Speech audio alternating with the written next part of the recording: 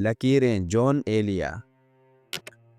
इंसानों को एक दूसरे से मोहब्बत करने की तलकीन की जाए कि मोहब्बत ही में निजात है, ये सब कितने बेज़ौक़ और बेरूह होकर रह गए हैं।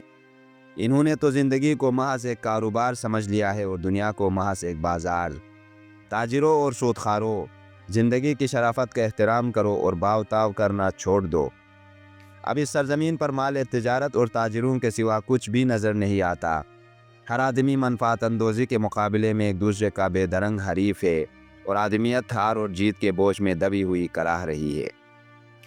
इस हुलिया बिगाड़ देने वाली साजिश से बाज आ जाओ, वरना तुम्हारे आसाब शल और दिमाग मऊफ होकर रह जाएंगे।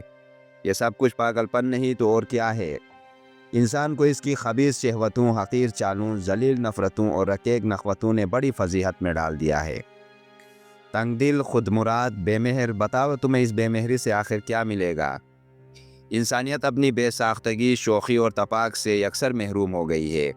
आदम की बदनसीब औलाद जिस डगर पर चल रही है वो थकन, तिलमिलाहट, तलखी और तासुफ की डगर है। कितनी अच्छी बात है जो कही गई है, मैं सिर्फ मोहब्बत करना चाहता हूँ और मोहब्बत चाहता हूँ। न मैं किसी का मुक़ाबिल और मुद्दई करार दिया जाऊँ और न कोई मेरा मुक़ाबिल और मुद्दई करार दिया जाए। जान लो कि मुकाबले और मुसाबकत में बड़े ही फितने हैं और मान लो कि इसमें रूहों के लिए गलीज़ बीमारियों का अज़ाब पोशीदा है। हुस्न और तनासुब को इंसान की सबसे बड़ी कमज़ोरी होना चाहिए, मगर अफसोस के ऐसा नहीं है। और गोया ऐसा है कि इंसान खुद भी बदसूरत है और बदसूरती ही को पसंद करता है। लोग बुरी तरह ख़राब हुए हैं, बुरी तरह मस्ख़ किए गए हैं। जिसने उन्हें ख़राब किया है उसका नाम भी जान लो, उस अयार कस्बी का नाम दौलत है।